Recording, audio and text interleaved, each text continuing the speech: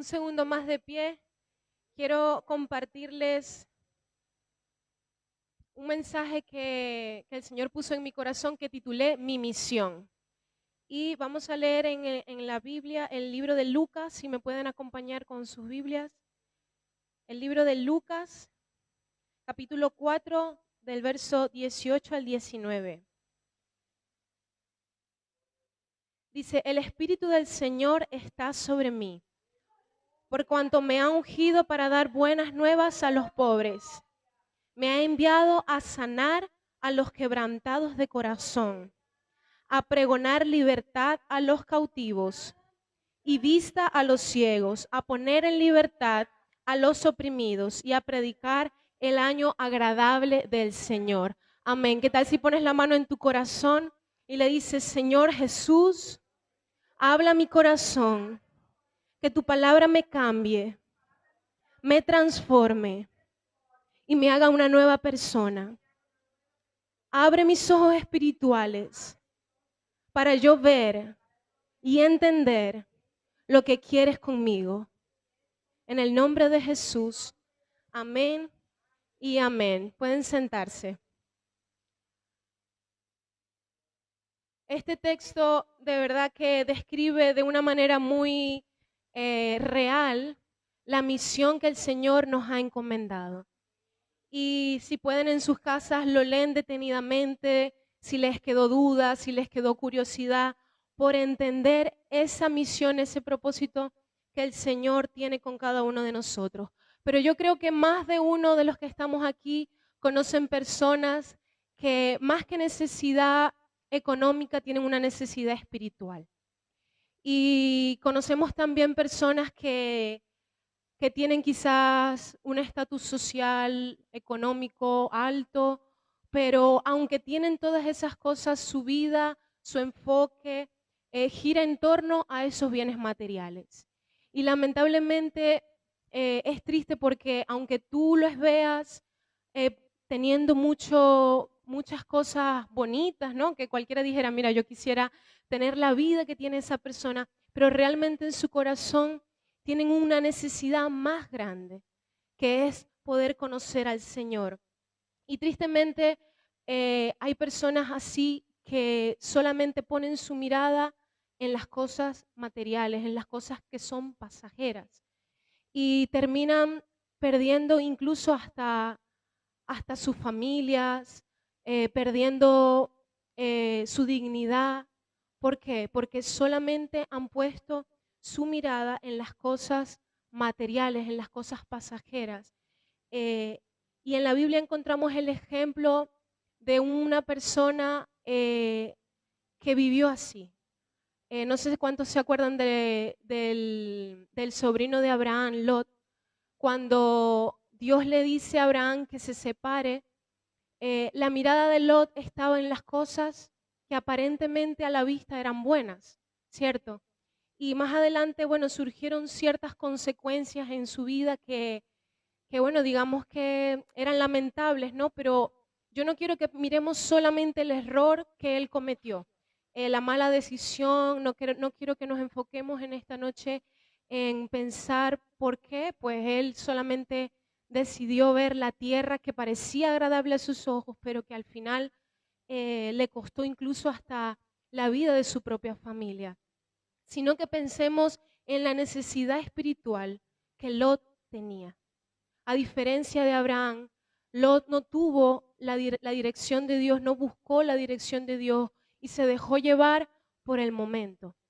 Y quiero que también pensemos qué hubiésemos hecho nosotros si viendo la situación de Lot, nosotros estaríamos dispuestos a ayudarle, estaríamos dispuestos a buscar a ese familiar que decidió el camino equivocado.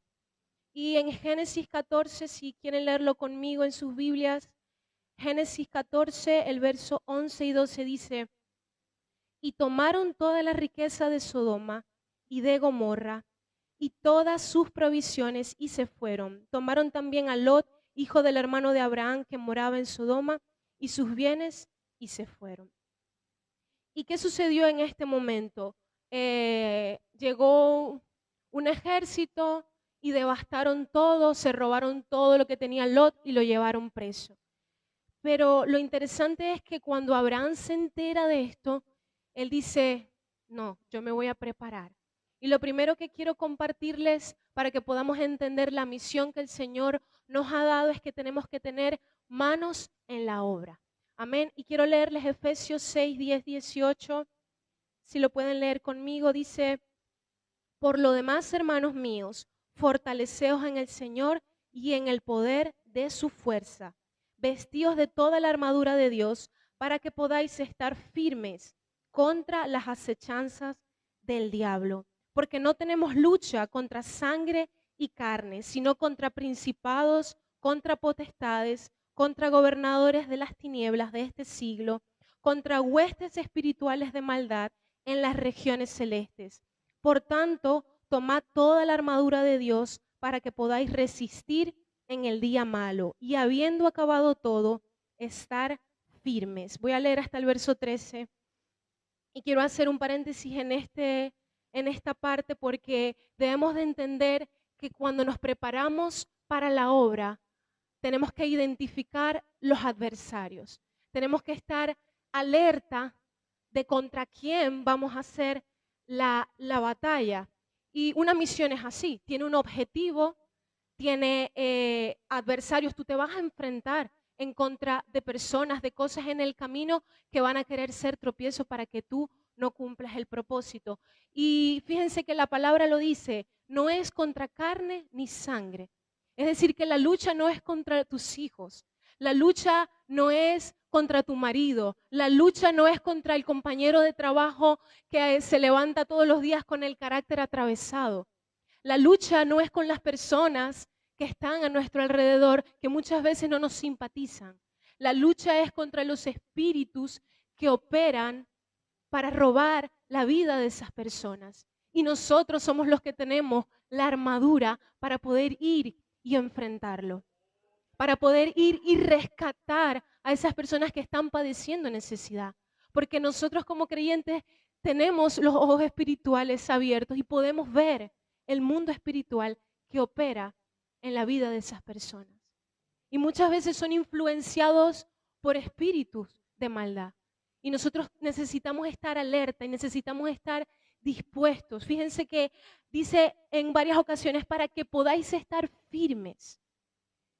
La Biblia dice que ellos se vuelvan a ti y que tú no te vuelvas a ellos. La fe del creyente tiene que ser tan sólida, tan firme, que cuando nosotros estemos parados frente a personas que están pasando necesidad, nosotros podamos ser capaces de contagiarles. Porque probablemente la única Biblia que van a ver es tu vida. Entonces, esa fe intachable es lo que va a hacer que las personas crean en el Dios que tú tienes. Y yo creo que el Dios que tenemos cada uno de nosotros es un Dios grande. ¿Cuántos están de acuerdo conmigo? Y ese Dios al que servimos merece gloria, merece honra y que todo lo que nosotros hagamos dé gloria a Él. Entonces, cuando tú te encuentres con personas que quizás tú dices, yo, no sé, en la carne a veces queremos deshacernos, queremos quitarlas de en medio. Esas personas te necesitan. A mí el Señor me habló esta semana con una situación algo parecida y mi mirada quizás estaba un poco en el afán, en las cosas del mundo, les confieso, pero bueno, ya me arrepentí de eso y el Señor, bueno, me perdonó y me mostró la misión.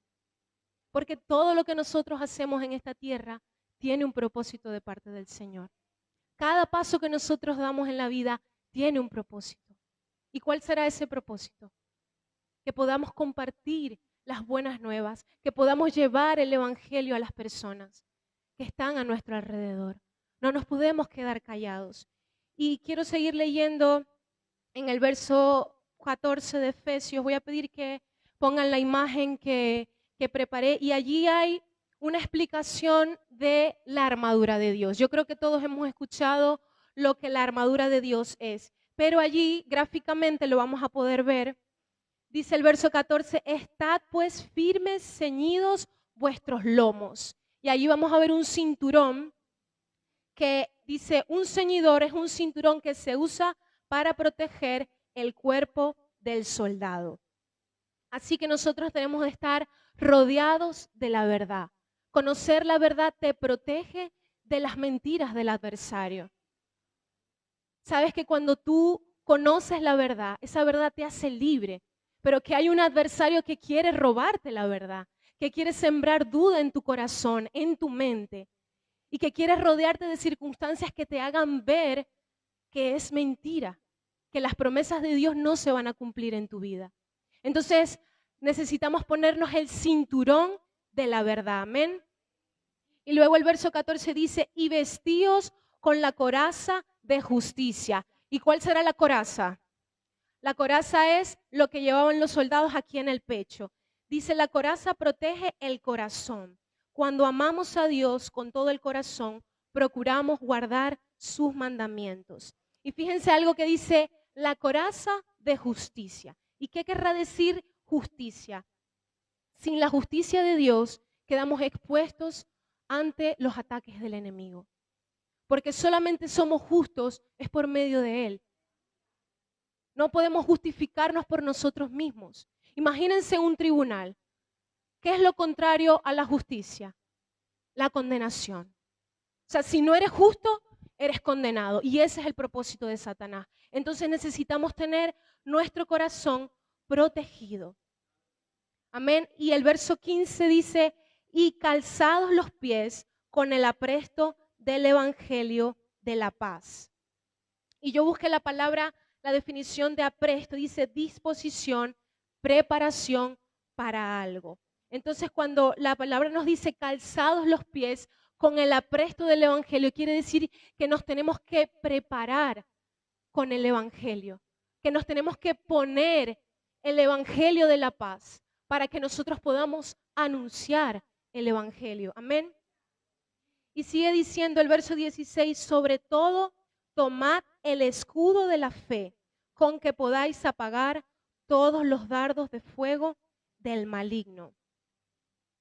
Y ese escudo es el que va aquí en el brazo, donde nosotros podemos esquivar los dardos de fuego del maligno.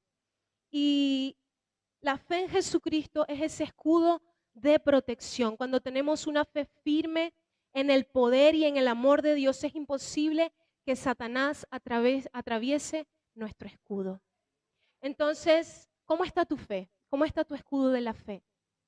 Para poder enfrentarte a las adversidades, para poder enfrentarte a la necesidad que vemos en todos lados. Porque la necesidad, yo un día escuché que la necesidad no está muy lejos de nosotros. Como iglesia misionera tenemos ese objetivo, esa meta, esa mira, pero también es cierto que la misión muchas veces está aquí al lado nuestro, alrededor de nosotros, incluso en el lugar de trabajo, con esa persona que quizás tú no te la llevas muy bien. Dios te ha puesto allí porque tiene una misión contigo. Y no solamente de traer restauración a esas vidas, sino también de formar nuestro carácter. Amén. Luego el verso 17 dice, y tomad el yelmo de la salvación. El yelmo protege la cabeza. Allí yo les traje una imagen gráfica del yelmo. Dice, obtenemos una gran esperanza y consuelo cuando nos enfocamos en el increíble sacrificio que Jesucristo hizo para salvarnos y en el maravilloso reino de Dios, que es el objetivo de nuestra salvación. Nosotros hemos sido salvos por su gracia y necesitamos proteger nuestra cabeza, nuestra mente y entender que esa salvación no la podemos dejar perder por nada. Y así como hemos recibido de gracia, también tenemos que dar de gracia. Amén. Y sigue el verso 17, la espada del Espíritu, que es la palabra de Dios. ¿Será que tu espada está afilada? Yo no sé, aquí por ahí hay un chef, pero que me diga si es verdad. Un cuchillo menos afilado tiene probabilidades más altas de hacerte daño que uno que tiene más filo. ¿Sí? Eso es cierto, ¿no? Yo creo que sí, porque yo unas cuantas veces he tenido cuchillos desafilados en mi casa y no hay cosa que deteste más que no poder cortar bien. Las que somos ahí de amas de casa que nos gusta la verdurita bien picada, sabemos de lo que eso se trata. Entonces, cuando la palabra dice la espada del Espíritu, que es la palabra de Dios. La espada nos ayuda a luchar contra el mal. El Espíritu nos ayuda cuando nos enfrentamos a cosas difíciles. Escuchar al Espíritu nos ayuda a mantenernos a salvo, pero el estudio de la palabra es lo que nos ayuda a contrarrestar los ataques del enemigo. Porque con el escudo nos protegemos, pero con la espada atacamos. Entonces imagínate si viene un ateo o una persona que no cree, ¿cómo vas a hablarle del amor del Señor si la palabra no está en tu corazón? Amén. Entonces, hermano, afila tu espada. Llénate de la palabra del Señor. Estudia la palabra del Señor.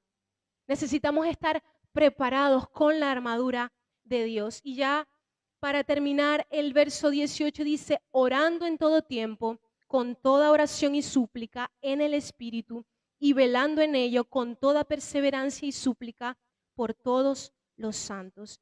Y no es la menos importante, pero es una de las estrategias que Dios nos da. Ayer aprendíamos con nuestra hermana Rosana que las armas que el Señor nos ha dado no son carnales. Así que la oración sigue siendo parte de ese proceso para que nosotros podamos poner manos en la obra, en la misión que el Señor nos ha encomendado.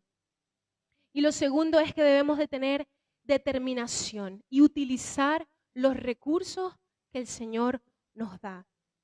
Génesis 14, 14 y 15 dice, oyó Abraham que su pariente estaba prisionero y armó a sus criados, los nacidos en su casa, 318, y los siguió hasta Dan. Y cayó sobre ellos de noche él y sus siervos, y les atacó, y les fue siguiendo hasta Obá, al norte de Damasco. Fíjense, Abraham entendió cuando escuchó dónde estaba su sobrino. Dijo, yo voy a preparar mi artillería, yo voy a preparar mi ejército y mis recursos para ir a rescatarlo. Y es tremendo porque yo pensé por un momento, bueno, él tomó su decisión, allá él, ¿no? Y déjenme decirles que el legalismo y la religiosidad enfría la compasión y el amor por los perdidos. Ese espíritu que muchas veces es el que juzga y que señala la situación y la condición de nuestras propias familias, de nuestros propios seres queridos. Pero a veces queremos ir a hacer buenas obras fuera, pero en casa no somos compasivos, no amamos al que está pasando necesidad espiritual. ¿Sí? Porque nos molesta, porque nos incomoda tener allí una persona pero ¿será que Dios está usando esa situación para formar nuestro carácter?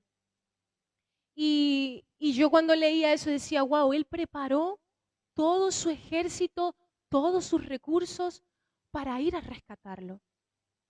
O sea, eso es una actitud de compasión, es una actitud de admirar, porque como les dije, Lot había hecho lo que había hecho. Y él pudo haber dicho a Abraham, bueno, yo pues estoy aquí tranquilo con mi familia, en la tierra que el Señor me mostró, disfrutando todo de todo esto, ¿para qué me voy a ir a meter en un lío? ¿Para qué salir de mi zona de confort? ¿Para qué salir de mi zona de comodidad? Y la pregunta es, ¿consideras que lo que Dios te ha provisto es para tu único disfrute o para que pueda ser utilizado en bendecir a otras personas? Al principio hablaba de la necesidad espiritual, pero también hay necesidades físicas, materiales, que necesitan ser suplidas. Y una de las cosas que más impactó mi corazón con la obra misionera fue cuando yo llegué aquí.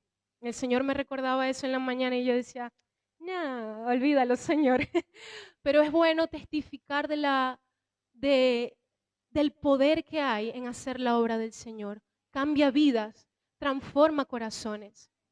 Y yo no estoy aquí para contarles mi historia, ni mucho menos dar lástima, pero cuando el Señor nos trajo aquí, no estábamos pasando las mejores situaciones económicas en Venezuela. Espiritualmente no estábamos mal, pero estábamos pasando una situación bastante difícil. Y cuando llegué aquí, había una bolsa de comida. Cuando llegué a la iglesia, no sé si fue la primera o la segunda vez, pero creo que la primera vez fue un culto de oración y luego un domingo. y la misión, la iglesia tenía preparado para nosotros una bolsa de frutas y de comida. Y ustedes dirán, bueno, eso es algo lindo, ¿no? Recibir, y yo creo que a más de uno les habrá pasado, pero eso impactó mi vida de una manera increíble. Increíble porque, como les decía, a veces no es solo la necesidad espiritual, la espada, la palabra con que vamos a atacar el demonio, sino la compasión, el ser sensibles al Espíritu Santo cuando tienes recursos en casa y formas de poder ayudar al hermano. Y para concluir, yo quizás en mi corazón Dios lo utilizó para debatir y romper con argumentos, con religiosidad, con ese corazón quizás endurecido que iba a la iglesia, pero a veces era poco sensible a las necesidades materiales. Y bueno, no es sino hasta que te toca, ¿no? Cuando el Señor te aprieta y te dice, mira, yo soy tu proveedor, yo soy el que sustenta tu vida. Pero muchas personas que están fuera todavía no conocen eso, todavía no lo entienden. Y bueno, hay personas que son bendecidas cuando llegan aquí a la iglesia, pero ¿qué tal que nosotros hagamos campañas fuera de la iglesia? Porque las puertas de la iglesia son cómodas, las sillas son cómodas, pero la misión muchas veces requiere de nuestra parte una incomodidad, sudar un poco, que se nos hagan un poco de ampollas, que se nos haga un poco de sudor y se nos arruine la vestimenta elegante con la que venimos aquí a la iglesia. Porque eso no está mal, pero también está la otra parte. Y yo quiero de todo corazón decirles que la vida que nosotros tenemos pasa, pero lo único que va a permanecer es las almas a las que nosotros le vamos a predicar el Evangelio. Y yo un día escuché de una pastora que de verdad me hizo remover mis pensamientos, decía, nosotros hacemos algo que es increíble porque cuando predicamos el Evangelio, Dios está transformando vidas. O sea, es algo que no sucede con algo material quizá, o con algo que cualquier otra persona puede hacer. No, nosotros cuando predicamos el Evangelio llegamos al corazón de las personas y se remueve quizás en esas vidas algo que estaba allí por mucho tiempo y es cambiado. Y de verdad, yo tengo una amiga reciente que me impacta mucho su vida y yo la veo y la admiro y digo, wow, o sea, estoy impactada del amor de Dios sobre todas las personas. Lo que es ser transformado por el amor de Dios, lo que es ser lleno del amor de Dios y abandonar una vida de pecado y tomar la decisión de seguir a Jesús. Eso no es cualquier cosa. Pero nosotros somos los encargados de hacer esa obra. Somos el instrumento que Dios utiliza para traer la salvación, para traer la restauración. Y si tú no te sentías ese misionero, recuerda lo que leíamos al principio, que está en Lucas 4:18. El Espíritu del Señor te ha ungido. Si tú sientes que tus problemas son mayores, déjame decirte que cuando te ocupas de hacer la obra del Señor, todas esas necesidades son suplidas. No te estoy diciendo que abandones tu casa y te vayas a hacer la misión en donde quiera que, no sé, se te ocurra por la cabeza, sino que busques la dirección del Señor para hacer lo que Él te ha mandado a hacer. Amén.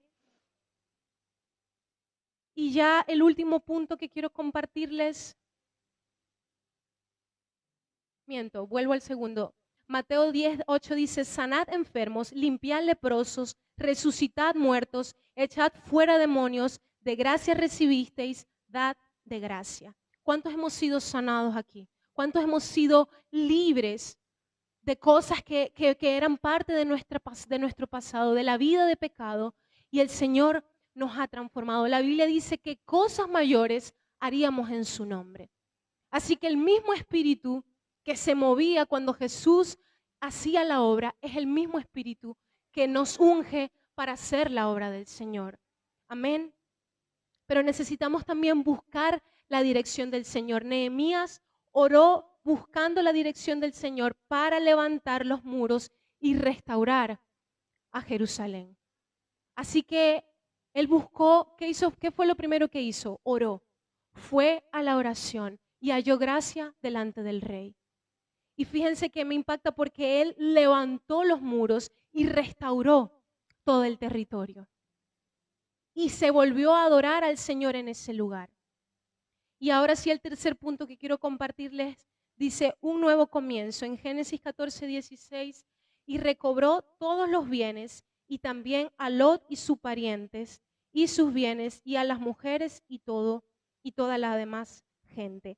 O sea, Abraham no solamente fue a salvar a Lot y a recuperar lo que le habían robado, sino que además pudo rescatar a un montón de personas que estaban presas, que estaban cautivas. Y eso sucedió real, lean la Biblia, ahí lo dice. Pero ¿qué tal que nosotros busquemos en oración la dirección de Dios y que hallemos gracia y podamos ir y restaurar esas ruinas en la nación que el Señor nos ha puesto? Ir y restaurar las ruinas, las murallas de tu casa, de tu familia. Quizás ese ser querido que hace mucho que no le hablas. El Señor quiere restaurar cada una de esas áreas. Amén. Y también vemos el ejemplo de Josué. En el capítulo 1, el verso 9 dice, ya te lo he ordenado, sé fuerte y valiente, no tengas miedo ni te desanimes, porque el Señor tu Dios te acompañará donde quiera que vayas. Es claro que Josué tenía una misión de parte de Dios, pero él no creía en eso que Dios podía hacer a través de su vida. Y evidentemente él tenía miedo en su corazón. ¿A cuántos alguna vez les ha dado miedo y temor de predicar el Evangelio? De decirle a una persona, mira, la frase célebre, Cristo te ama, pero quizás el amor que necesita ver esa persona eres tú. Son tus acciones que muestren el amor del Señor. Y dice, porque el Señor tu Dios te acompañará a donde quiera que vayas. Cuando nosotros nos disponemos a predicar el Evangelio, tenemos el respaldo del Señor. Y yo muchas veces sentía ese temor al hacer la obra, porque siempre está el gusanito de la duda que te dice, ¿y será que va a dar éxito? ¿Y será que van a venir las personas? ¿Y será que va a creer en lo que tú le estás diciendo? Pero aquí la palabra es muy clara y dice que el Señor te va a acompañar a donde quiera que tú vayas. Pero necesitas estar en el lugar correcto, haciendo lo correcto para el reino del Señor. Amén. Y si quizás no tenías el calzado del Evangelio, necesitabas ponértelo, yo te animo a que lo hagas. Que lo hagas porque el Señor nos ha encomendado eso a nosotros, que somos sus hijos. Él nos ha dado el privilegio de estar aquí, recibiendo su palabra y entendiendo en nuestro corazón cuál es nuestra misión. Amén. En Josué 24:15 dice, pero si a ustedes les parece mal servir al Señor, elijan ustedes mismos a quién van a servir.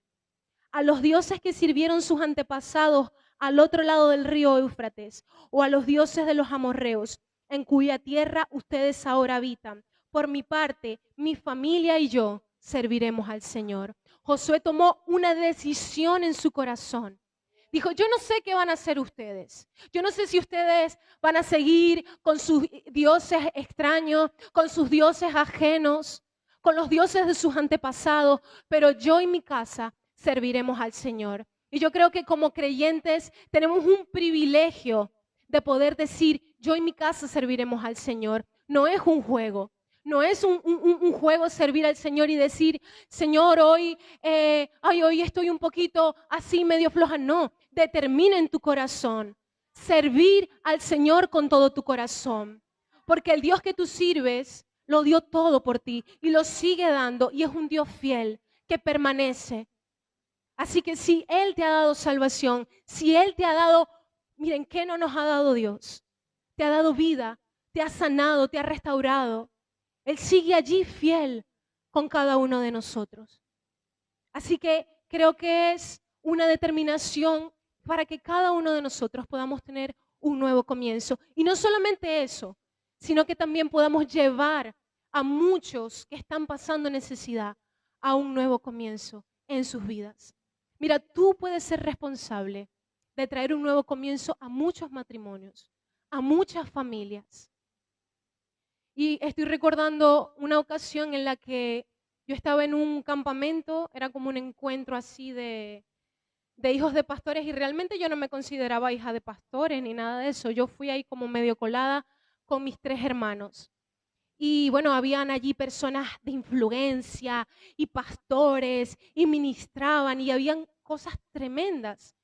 Y yo recuerdo que en una de esas conferencias, en una de esas charlas, todos estábamos quebrantados, llorando y ministrándose. El pastor estaba orando por cada uno, imponiendo las manos, impartiendo palabras, no sé qué. Era el mover de Dios allí. Todo el mundo estaba. Y yo siempre he sido muy sensible realmente a la presencia del Espíritu Santo. Reconozco que nunca he sido espectadora de esas que están ahí como mirando ahí al infinito. Pero recuerdo que habían personas que sí estaban un poco así como apáticas, indiferentes al mover de Dios en ese lugar. Y recuerdo que el pastor decía así, no seas espectador, conéctate con el Señor, que el Espíritu de Dios está aquí, no sé cuánto.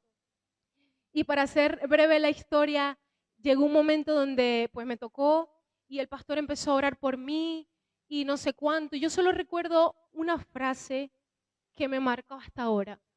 Y, y recuerdo que el Señor me decía, serás restauradora de familias. Y yo en ese momento tenía, yo creo que 15 años, así. Y yo decía, yo lo creí en mi corazón. Déjenme decirles que lo creí. Aunque tenía la edad que tenía, yo decía, bueno, vamos a ver cómo yo, que no tengo experiencia de nada, voy a ser restauradora de familias. Pero yo me metí en el papel y me lo creí. Y la verdad es que la iglesia en la que estábamos siempre nos motivaban a hacer células, a predicar el evangelio. Y como contaba el culto, la última vez que prediqué, el Señor, desde pequeña, yo tenía el deseo en mi corazón de predicar el evangelio, de llevar las buenas nuevas de salvación, de que los convertidos pasaran adelante, de que la gente entendiera el amor de Dios, así como yo lo tenía en mi corazón. Y bueno, yo decía, señora, ay, ¿cómo voy a ser restauradora de familias? Y me acuerdo que hubo una temporada en la iglesia donde se empezaron a hacer hogares de paz. Y era una estrategia para llevar a cada familia en sus casas el evangelio. Y teníamos, bueno, unos libritos preparados y bueno, teníamos que compartir allí los derramamientos de sangre. Y me acuerdo que yo cuando me paraba frente a esa casa, yo, Dios mío, me van a recibir literal. O sea, no les estoy echando un cuento aquí de, no, era así. Yo decía, no voy a entrar allí. No, es que, y era un temor. Yo decía, Señor, Dios mío, ¿cómo voy a hacer yo? Y me quería ir corriendo. Y yo estaba allí frente a la casa con un librito preparado para llevar la palabra. Y cosas como esa, ¿no? Pero cuando el Señor te da una promesa, cuando el Señor habla a tu corazón de que va a hacer algo con tu vida, es real. Es real, créelo en tu corazón. Créelo en tu corazón. ¿Qué tal si nos ponemos de pie? Y me gustaría que pudiéramos poner de nuevo Lucas 4, 18 y 19, para que lo podamos leer todos juntos. Amén. Lucas 4, 18 y 19.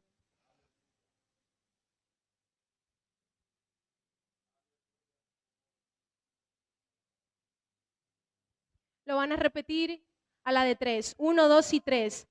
El Espíritu del Señor está sobre mí, por cuanto me ha ungido para dar buenas nuevas a los pobres. Me ha enviado a sanar a los quebrantados de corazón, a pregonar libertad a los cautivos y vista a los ciegos, a predicar el año agradable del Señor. Amén y amén. Y yo quiero motivarles y hacerles una invitación a todos aquellos que desean ser esos misioneros que se preparan con la armadura de Dios, que de verdad quieren hacer algo por el mundo, que de verdad entienden el llamado que Dios les ha hecho en su corazón a ser diferentes, a ser diferentes, a mostrar actos de amor en donde quiera que lleguen. Yo no sé cuántos aquí se han animado a hacer un GEF, pero yo creo que necesitamos más soldados para esta obra. Yo creo que a lo mejor no sé cuál sea tu situación o tu argumento. Yo quiero invitarte a que te levantes y digas, mira, yo voy a hacer un GEF, yo quiero ser anfitrión, yo quiero ser líder de ese GEF, yo me quiero preparar. No sé cómo lo voy a hacer, pero yo tengo en mi corazón un fuego que arde por hacer la obra de Dios y no me voy a quedar quieto, no me voy a quedar de brazos cruzados. Tengan esa certeza en su corazón de que del que los llamó, del que te ha escogido, del que te ha ungido, no lo ha hecho en vano. Lo ha hecho porque quiere que tú lleves eso que has recibido de gracia, eso que has recibido de parte de Dios. Y si tú eres esa persona que quieres próximamente prestar tu casa o ir a una casa y levantar grupos de estudio familiares, de jóvenes, de niños, para extender el reino del Señor, que hagas una oración conmigo. Si tú de verdad tienes ese deseo en tu corazón y dile conmigo, Señor Jesús, yo quiero estar en tu obra. La mies es mucha, pero yo quiero ser ese obrero que se levanta a hacer la misión, a llevar las buenas nuevas, a llevar las buenas noticias. Yo quiero ser restaurador. Yo quiero ser de los que levantan familias que le sirven al Señor. Yo quiero, Señor, ser líder, guiar a otros al Evangelio, guiar a otros a conocerte a ti. Dile, Señor, heme aquí, envíame a mí. Yo iré donde haya necesidad.